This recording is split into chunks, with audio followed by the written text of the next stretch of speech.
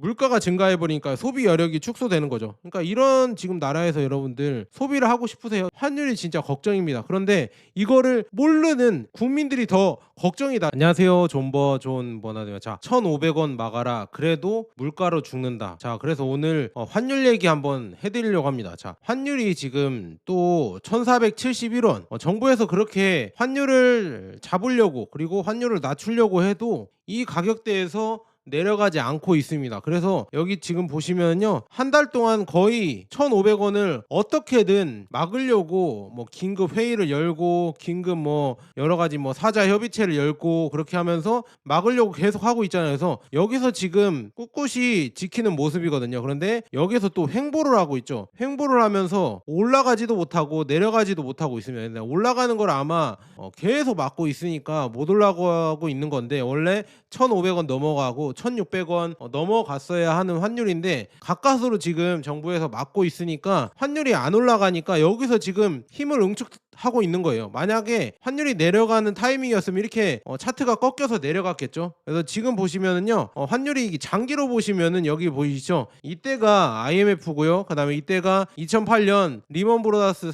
사태인데요.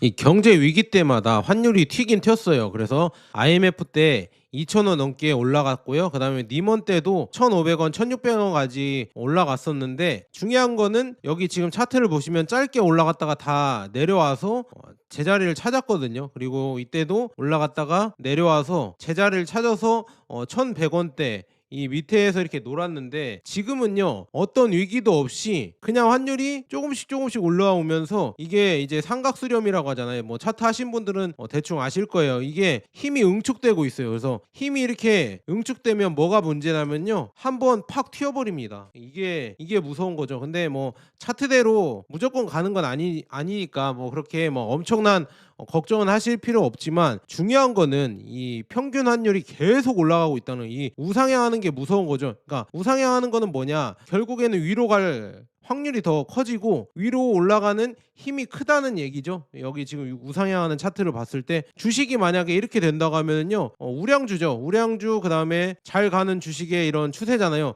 이런 추세에 올라타서 여러분들이 많이 드셔야 수익을 많이 낼 수 있잖아요. 근데 환율이 이렇게 간다는 거는 진짜 우리나라 경제에 치명적인 일입니다. 이게 진짜 걱정이 많이 되거든요. 그래서 지금 보시면요, 여기 보세요. 자, 3개월 환율이요 5.62%나 올랐습니다. 야, 어느 나라 돈이 진짜 3개월 만에 5.62%까지 빠져버립니까? 여러분들의 이 돈들이 제 돈이기도 하고요. 그래서 여러분들 월급을 원화로 받잖아요. 그래서 중요한 거는 여러분들이 원화로 받는 돈이 3개월 만에 거의 뭐 이자로 따지면 5.62%나 빠지는 거예요. 이 돈의 가치가 빠져버린다. 임금 인상 해봤자 뭐예요? 5.62%가 3개월 만에 빠져버리고요. 6달 만에, 지금 최근 6달 만에, 6개월 만에 8%나 올랐어요. 어마어마하죠. 이렇게 올라갔다는 거는 진짜 심각한 거다. 이거를 내리거나 막아야 될 텐데, 과연 정부에서 그거를 막을 수가 있을까? 그리고 5년 만에 몇 프로가 올랐냐면요, 35%가 올랐어요. 그래서 여러분들이 지금 5년 전에 1,000만 원, 월 1,000만 원을 벌었다고 하면요, 그냥 통계적으로 35%가 까인 거예요. 그러니까 뭐 350만 원이 까였겠죠. 그러면은 650만 원. 그러니까 월 1,000 버는 사람들도 이제는 650만 원으로 떨어졌다. 무슨 말인지 아시겠죠? 그만큼 가치가 떨어진 거예요. 그래서 월 연봉이 1억이었던 사람은요, 지금 6,500만 원으로 내려온 거예요. 5년 전에 1억이었지만 이제는 6,500만 원으로 떨어졌다. 이렇게 볼 수가 있습니다. 그래서 그만큼 원화의 가치가 계속 줄어든다. 그런데 이게 지금 원화를 어떻게든 1,500원 이하로 환율을 잡으려고 해도, 중요한 거는 이렇게 잡으려고 해도 위에서 계속 논다고 하면요, 평균 환율이 올라가 버리거든요. 그러면은 그 환율 때문에 기름 가격이랑 물가는 폭등하게 되어 있습니다. 그래서 그 얘기 한번 쭉 해드릴게요. 그래서 이거 진짜 심각하구나, 이거를 볼 수가 있는데, 자, 보시면은 이 고환율 때문에 경유가 무려 10.4%나 늘어났고 휘발유가 5.3%나 늘어났어요. 그다음에 소비자 물가 상승률 보면은요, 지금 꾸준히 올라가고 있고요. 지금 뭐 11월 소비자 물가가 지금 수입식품 있잖아요. 이것도 껑충 뛰면서 진짜 이제는 우리의 지갑이 점점 더 얇아지고 있구나, 이거를 저도 느끼고 있습니다. 지금 제가 뭐 이렇게 장을 보거나 그다음에 출퇴근할 때 자동차에 기름 넣어야 될 거 아니에요. 휘발유 가격 보면은요 진짜 뒤집어 까집니다. 진짜 큰일 났습니다. 휘발유 가격이 이렇게 오르니까 정말 걱정이다. 진짜 환율이 이렇게 엄청나게 올라 버리면요 국민들의 삶이 진짜 팍팍해지는 거예요. 이거는 진짜 주식이랑 또 다른 거예요. 여러분들 뭐 삼성이나 하이닉스가 주가가 뭐 많이 올라가더라도 우리 지금 직접적인 영향이 없잖아요. 우리 물론 우리 산업이 많이 크고 그다음에 돈을 많이 벌어오면 우리나라가 좋아지니까 삶이 좋아질 수도 있겠지만 주가의 등락으로 바로바로 우리 삶에 뭐 영향을 주거나 그렇게 되진 않잖아요. 그런데 환율은 이게 제대로 못 잡으면요 몇 달 만에 휘발유 가격은 천정부지로 올라와 버리고요. 그다음에 소비자 물가 우리가 지금 식품이나 이런 것도 거의 다 수입하잖아요. 그래서 여기 보시면요 여기 농축수산물 여기 보면 농축수산물 여기 보시면 망고가요 8.8%, 키위가 12%, 그다음에 수입 소고기가 6.8%, 갈치가 11.2%, 그다음에 고등어가 13.1%. 저 고등어 좋아하는데 고등어가 13.2%나 올랐다고 합니다. 이렇게 올라가고 휘발유는 5.3%, 경유는 10.4% 이렇게 올라간다. 지금 보시면 휘발유 가격도 작년에 1,628원에서 이제는 1,718원까지 올라갔다. 이렇게 볼 수 있는데 국제유가는 오히려 떨어졌죠. 배럴당 이렇게 가격이 떨어졌고요. 근데 환율이 또 올라버렸다. 환율 때문에 결국에는 국제유가가 떨어짐에도 불구하고 지금 석유는 계속 올라가고 있다. 여기 한번 보여드릴게요. 자 보시면 국제유가는요 지금 보시면 제가 5년 차트를 가져왔거든요. 지금 22년에서 23년에서 이 파란색이 국제유가인데요. 여기 보시면 피크를 찍었다가 지금 계속 내려오고 있죠. 이렇게 하락세인데요. 중요한 거는 환율이 지금 보면은 여기 같이 이렇게 비교해 보면 환율이 이렇게 올라 버려서 지금 국제유가는 떨어짐에도 불구하고 환율 때문에 이 휘발유 가격이 계속 올라간다. 그러니까 범위는요 국제유가가 아니라 기름값이 올라가는 거는 환율이 100%다. 그렇게 볼 수가 있으면 환율 때문에 오르는 겁니다. 그래서 지금 보면 여기 나와 있죠. 소비자 물가랑 지금 석유류가 이렇게 올라가는 이유다. 이렇게 말씀드리는데요. 지금 아까 말씀드렸다시피 이렇게 쭉 올라가고 있고요. 그다음에 국내 휘발유 평균가가 11월 넷째 주에 리터당 1,745원 5주 연속 상승을 하고 있고 이렇게 쭉 유류세 인하와 그다음에 인하 축소와 그다음에 플러스 고환율 때문에 가격이 상승을 하고 있다 이렇게 나와 있고요. 아까 이렇게 쭉 고환율 때문에 망고, 키위, 수입 과일이 급등을 하고 그다음에 미국산 소고기도 같이 이렇게 올라가고 있다.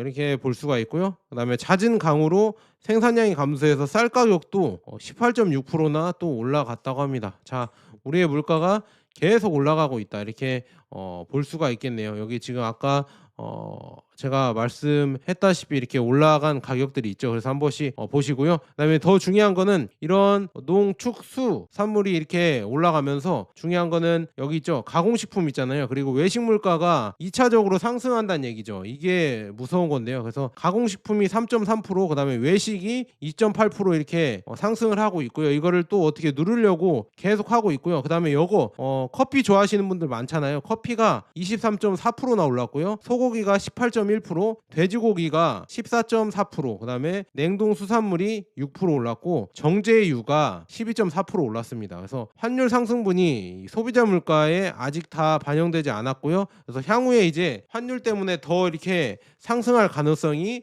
크다 이렇게 볼 수가 있습니다. 그래서 이제 식품 대기업들도 아마 이거 가격 뭐 또 원재료 올랐다고 가격 올릴 겁니다. 지금 보면 롯데 웰푸드 코코아도 77% 올랐다고 하고요. 더본코리아 커피 원두도 47%, 오리온 팜유도 49%. 그래서 기업 실적 압박이 커지면서 영업이익이 지금 롯데 웰푸드가 8.9% 떨어졌다. 마이너스 8.9%. 그다음에 제일제당 여기가 4분기 영업이익이 마이너스 16.1% 예상한다. 그래서 원가 부담이 커졌다고 또 이렇게 하면서 아마 가격을 또 올릴 겁니다. 그런데 이제 코코아 가격이랑 원두 가격이랑 이런 게 또 떨어져도 아마 이 기업들은 올린 가격을 전혀 떨어뜨리지는 않잖아요. 맨날 뭐 가격이 올랐다, 원재료가 올랐다 해서 가격만 올리지 가격 올리고 나서 가격이 떨어진 적은 거의 본 적이 없거든요. 그래서 아마도 계속 올라갈 것이다 이렇게 말씀드렸고요. 그래서 기업이 지금 평균 매입 환율이 1,412원이었다고 합니다. 그런데 현재 환율이 1,470원대잖아요. 그래서 아마도 추가적으로 비용 폭탄이 발생할 것이다 이렇게 예상이 되고 있고요. 그다음에 귤이 26%, 사과가 21%, 쌀값이 18% 급등을 해서 환율이 안 잡히면 이게 벌어지는 일이 지금 물가 폭등이 지금 계속 되고 있다. 지금 물가 상승률 보면요, 생활 물가가 우리가 지금 느끼는 생활 물가 있잖아요. 이게 2.9%나 올랐다고 합니다. 11월 달에. 그래서 여기 나와 있죠. 아까 쭉 쌀이랑 보험료도 16.3%나 올랐네요. 보험 서비스료도. 야, 이렇게 물가가 미친 듯이 오르면은요, 진짜 나중에는 진짜 베네수엘라나 아르헨티나 못지않게 올라갈 수도 있겠구나. 조금 걱정된다 이렇게 말씀드립니다. 자, 그래서 보시면은요, 이 전체 물가 흐름을 보면 고환율이 모든 품목의 비용 압력으로 작용한다 이렇게 나와 있는데, 여기 나와 있죠.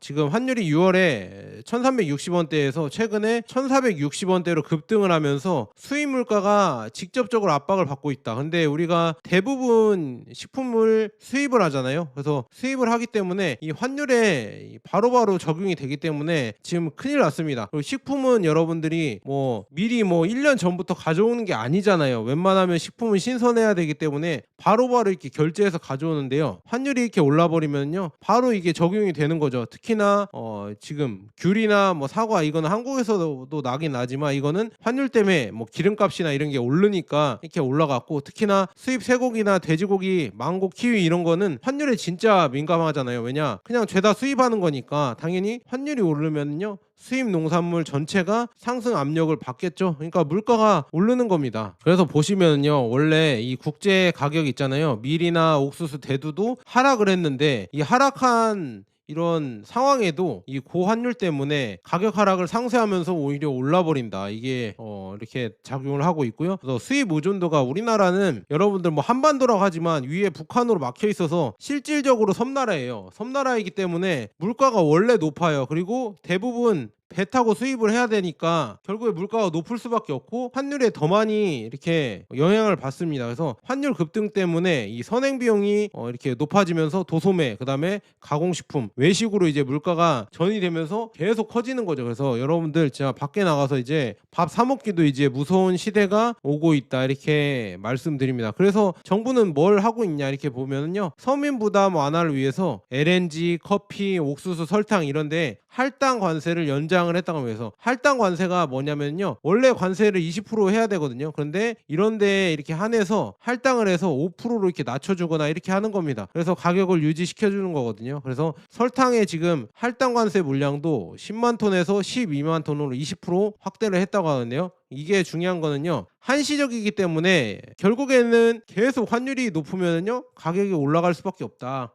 이렇게 나와 있으면서, 한국은행의 경고 및 환율 우려를 보면요, 고환율이 앞으로 물가에 미칠 영향이 크다. 그래서 면밀히 점검이 필요하다 이렇게 공식 언급을 했고요. 소비자 물가가 2달 연속으로 2% 중반으로 상승을 해서 경계가 강화되고 있다. 2%밖에 안 올랐나? 2%가 아닌 것 같은데, 제가 봤을 땐 저희가 느끼기에는 진짜 10%씩 올라가는 것 같은데 2% 올랐다니까 그냥 일단은 그렇게 가고요. 그리고 이제 정부에서는 우리가 이걸로 M2 통화량이 엄청나게, 지금 여기가 미국, 일본, 한국인데 한국이 거의 2배 이상 통화량을 늘렸다 이렇게 해서 이걸로 비판을 하니까요, 뭘 한다고 했냐면, 그게 문제가 아니다. 시중에 돈이 풀려서 환율이 상승했다는 지적이 증가하면서 내년 1월부터는요 ETF, 주식형, 채권형 펀드 등 수익증권을 M2 통화량에서 제외한 새로운 지표와 함께 공개를 한다고 합니다. 그러니까 이걸 빼서 이제는 M2 통화량이 많이 증가하지 않은 것처럼 보이게 만들어서 이제 통계치를 또 이제 마사지해서 공개를 한다고 하는 거거든요. 그래서 이거는 또 눈속임인데, 결국에 원화를 많이 푸는 건데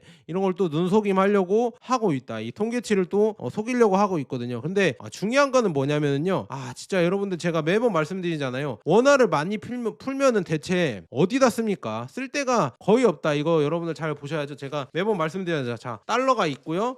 여기 원화가 있습니다. 원화가 있는데 여러분들 진짜 달러 많이 모으셔야 돼요. 달러가 진짜 중요하고요. 중요한 거는요. 이 원화 있잖아요. 원화는 이 휴지 하나를 이제 살 수 없을 정도로 이 1,000원의 가치가 계속 떨어지고 있다. 이게 문제입니다. 1,000원의 가치가 계속 떨어지면서 이제 이 휴지 하나도 못 산다니까. 이 휴지보다 못한 통화가 될 수가 있다. 이 1,000원으로 우리가 진짜 할 수 있는 게 거의 별로 없어졌어요, 진짜.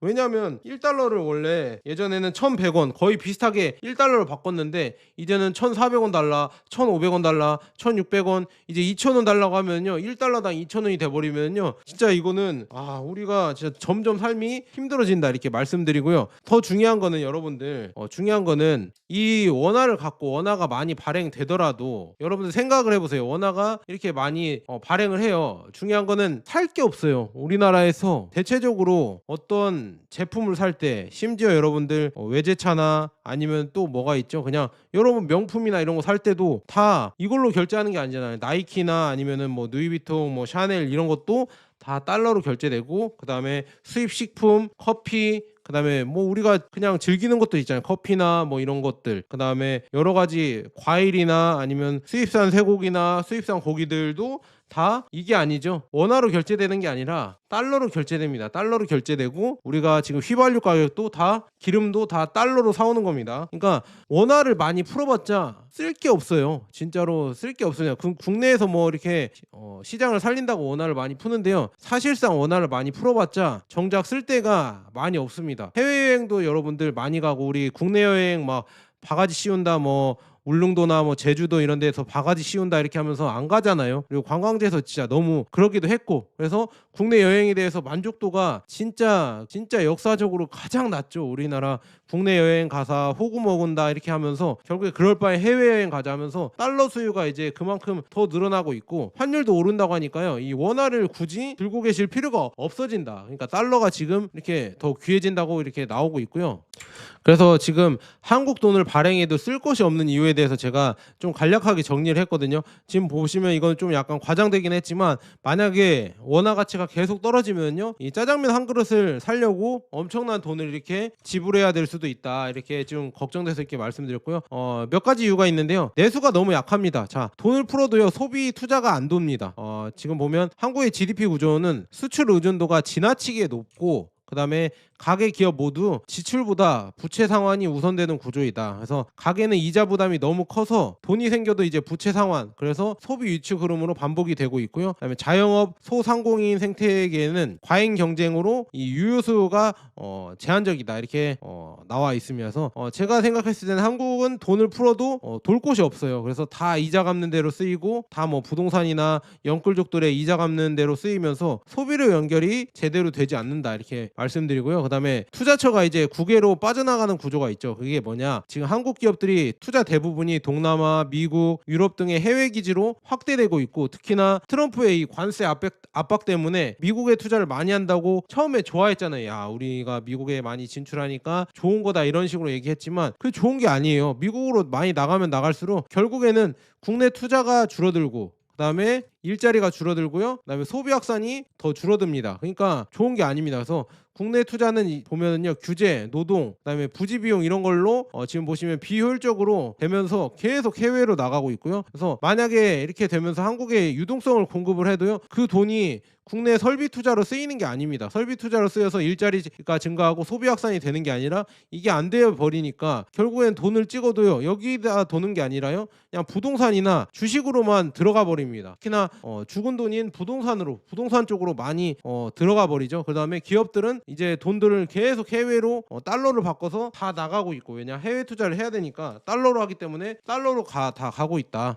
그래서 뭐 지금 정부에서는 환율이 올라도 지금 안 팔고 계속 달러를 기업들이 쌓아 놓으니까 지금 한 달 새에 지금 달러 예금이 21%나 증가를 했다고 합니다. 자, 지금 보시면요. 달러 예금 급증 현황을 보면요. 이렇게 조금 8월, 9월, 10월, 11월 이렇게 있는데요. 자, 5대 은행의 달러 예금 잔액이 670억 달러로 한 달 만에 101억 달러가 증가를 했다고 합니다. 그래서 8월 이후 감소세였으나 11월 이후부터 급반등을 하고 있다고 하고요. 기업 개인 모두들 이제는 달러가 중요한 거 다 알아요. 그래서 달러를 이제 내놓지 않고 모아가고 있습니다. 그래서 기업도 모아가고 있고 개인도 지금 4개월 연속으로 달러를 모아가고 있어요. 이거 왜 그러냐? 환율 하락이 거의 기대되지 않고요. 대미 투자가 증가가 되고 그다음에 고환율이 계속 될 것 같다. 이 불확실성이 증가하면서 달러를 모아야겠다. 원화보다는 달러가 훨씬 낫다. 이렇게 해서 달러를 모아가고 있고요. 달러 보험도 역대급 판매를 하고 있다. 그래서 4대 은행 달러 보험 판매액이 1조 5,301억 원으로 이미 작년 전체 판매 지금 9,641억을 초과했다고 합니다. 야, 대단하죠. 이렇게 엄청나게 보험도 많이 팔리고요. 환율 전망을 봤을 때도 1,500원 넘어간다. 이렇게 쭉 얘기하는 게 워낙 많아졌다. 이렇게 말씀드리고요. 그래서 지금 보면은요. 또 뭐 정부에서 이제 긴급 휴일 회의를 소집했다고 합니다. 이게 진짜 문제인 거예요. 왜 계속 긴급 회의를 하겠어요?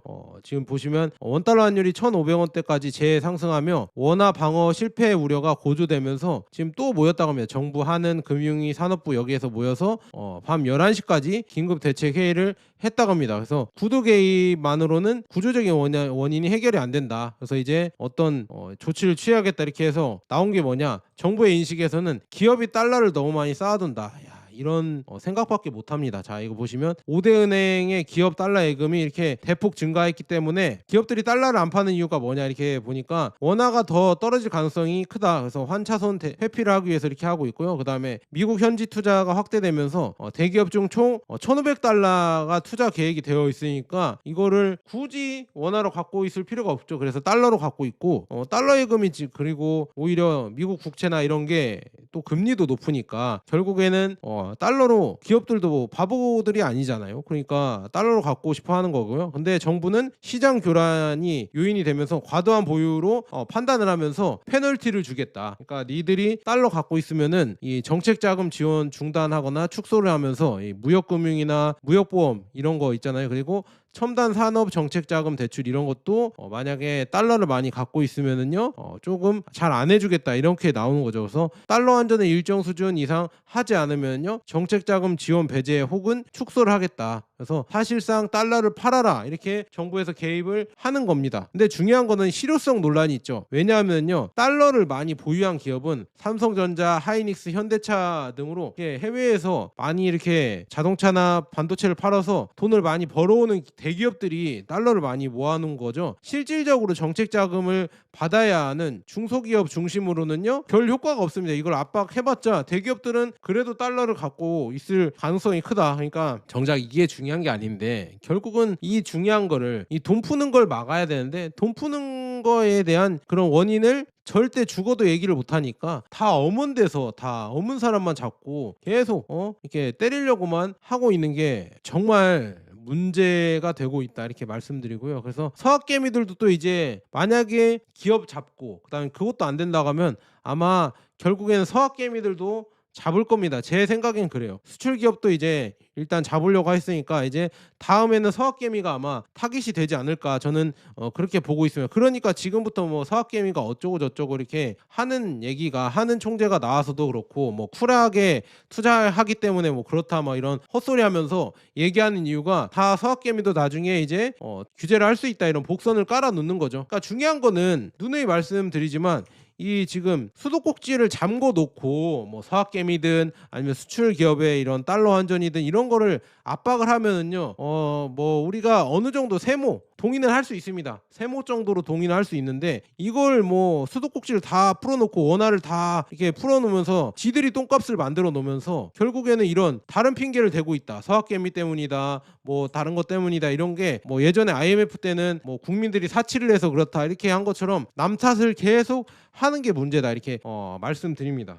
그러면서 정부가 이 뭐 3대 안정 대책이라고 내놓은 게 국민연금을 투입시키는 거고요. 그다음에 수출 기업을 이렇게 환전하라고 이렇게 압박을 주는 거고요. 투자자들 이 서학개미들 이제 점검을 해서 어떻게 해볼까 이것도 이 세 개를 안정 대책이라고 내놨다. 야 이거 보면서 큰일 났다. 여러분들 빨리빨리 달러를 모으세요. 진짜로 큰일 났습니다. 이걸 대책이라고 내놓으니까 진짜 큰일 났습니다. 그 다음에 돈을 계속 풀어도 이 부동산 세 번째로 부동산 금융자산으로만 몰리는 이 왜곡된 자산 구조 때문에 결국에는 이 돈이 실물 경제에 들어가면서 이렇게 원활하게 돌지 않는다. 돈이 풀리면은 생산적인 투자보다는 특히나 아파트, 강남 부동산 여기에 계속 들어가고 주식이나 코인 이쪽으로 들어가면서 결국에는 이쪽이 올라가고 실물 경제에는 거의 뭐 돌지 않죠. 그리고 바보가 아닌 이상 실물 경제에 풀지도 않잖아요. 그냥 강남 부동산에 다 때려박고 있잖아요. 그게 문제다. 강남 부동산을 어떻게든 이렇게 좀 규제를 해서 막으려고 할 생각을 해야 되는데 거기를 막아도 이제는 코스피로 들어가서 코스피가 올라가 버리니까. 근데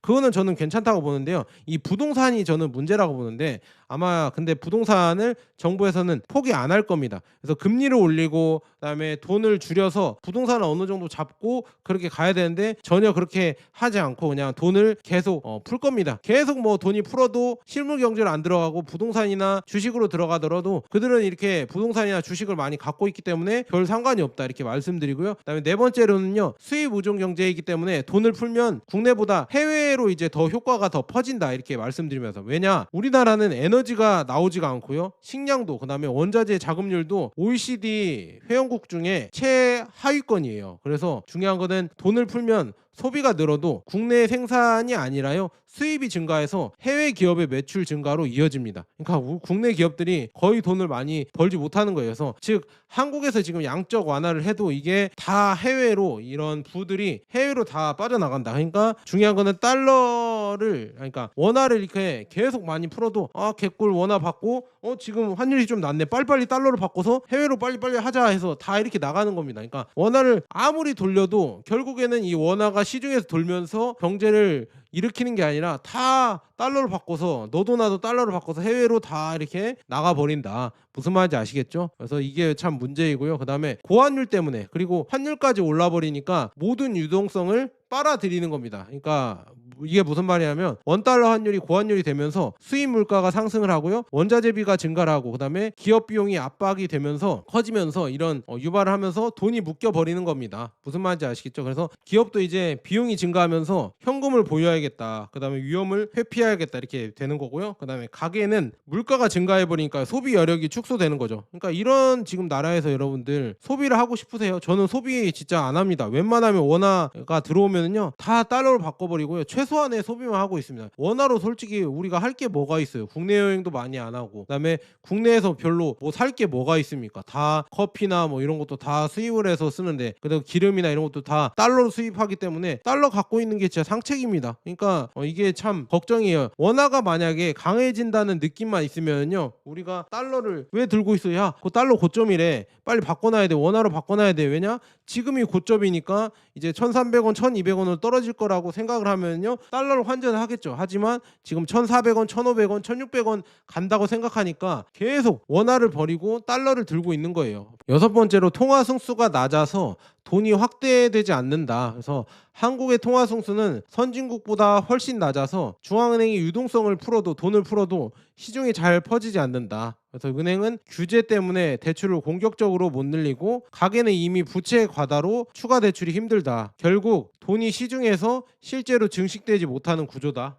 이게 참 문제다 이렇게 말씀드리며 그래서 이런 거를 해소를 해야 될 텐데 정말 많이 걱정이 되고요. 그래서 뭐 이렇게 걱정이 된다. 그러면 어떻게 해야 되냐? 좋은 번화대야. 그러면 원화를 버리고 뭐 달러를 들면 되냐? 이렇게 물어보신 분들이 있어요. 그것도 좋은 방법인데요. 근데 달러도 미국에서 계속 발행을 하면서 가치가 계속 줄어들고 있거든요. 그래서 제가 말씀드리는 거는 금을 들고 있는다. 그러니까 여러분들이 뭐 주식에 굳이 투자 안 한다고 하면요 금이라도 들고 계셔라. 저는 이렇게 말씀드려요. 그래서 요즘 금과 은이 계속 올라가고 있고요. 그래서 금과 은이 계속 올라가면서 여러분들 가치를 지키려고 하면요 원화 대비해서 뭐 달러를 드는 것도 일종의 하나의 방법이겠지만 금을 갖고 계시는 것도 일종의 방법입니다. 왜냐하면 여기 나와 있거든요. 금은요 가치가 시간이 지날수록 오히려 증가를 합니다. 자, 2000년대 미국 평균 연봉이요 35,296달러였다고 합니다. 이때요 금을요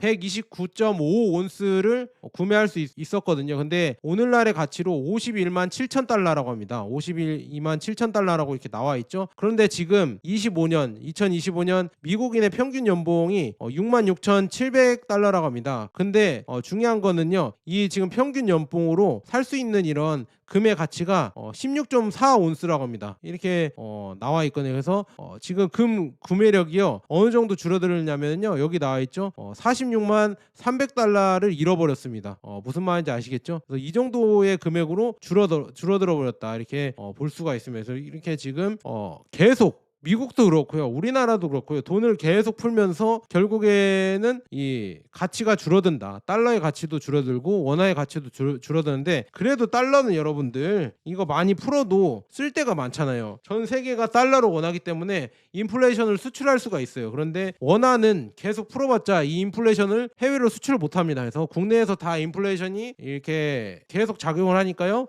그러니까 제가 말씀드린 베네수엘라나 터키나 아니면은 아르헨티나가 괜히 되는 게 아니에요. 기축통화가 아니고 그냥 돈을 계속 풀어대니까 결국에는 그렇게 돼버리는 겁니다. 그러니까 달러가 아니에요. 우리나라 돈은 달러가 아니니까 함부로 계속 풀면 안 돼요. 그런데 계속 푼다고 지금 나오고 있죠. 그래서 그것도 내일이나 모레나 제가 한번 그 문제에 대해서도 왜 그렇게 하는지 그리고 그 문제가 어떻게 되는지 그것도 한번 얘기해드리도록 하겠고요. 그래서 존 버나드가 왜 이렇게 지금 실버바나 골드바 실물을 모아야 되냐 이렇게 말씀드리냐면 여기 지금 외환관리법 6조 전문에 또 이렇게 나와 있습니다. 그래서 외국환 거래 정지 등이 있어요. 그게 뭐냐? 기획재정부 장관이요. 이 천재지변, 전시사변, 그다음에 국내외 경제 사정에 중대하고도 급격한 변동, 그러니까 뭐 환율 변동 뭐 이런 것도 해당이 될 수가 있겠죠. 그래서 그밖에 이에 준하는 사태, 뭐 IMF나 이런 게 발생하면 부득이하다고 인정되는 경우, 그래서 장관은 뭐 다음 중 하나의 여러 조치를 취할 수가 있다. 이렇게 해서 여기 나와 있죠. 쭉 보시면은요,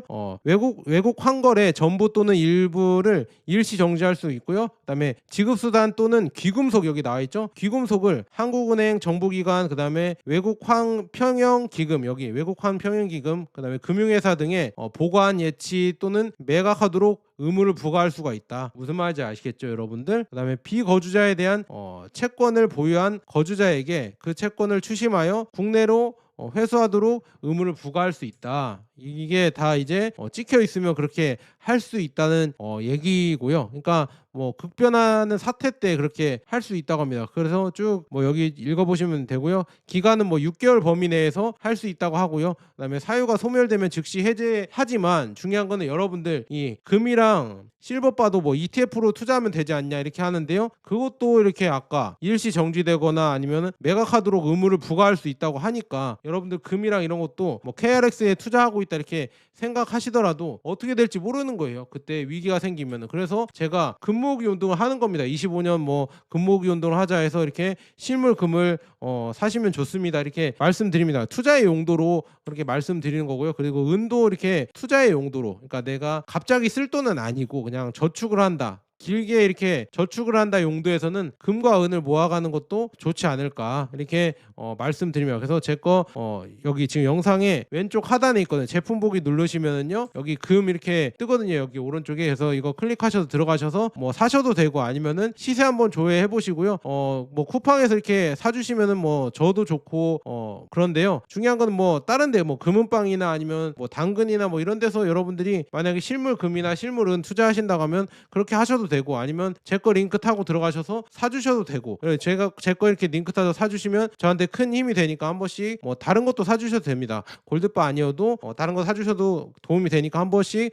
부탁드립니다. 여러분들 부탁드리고요.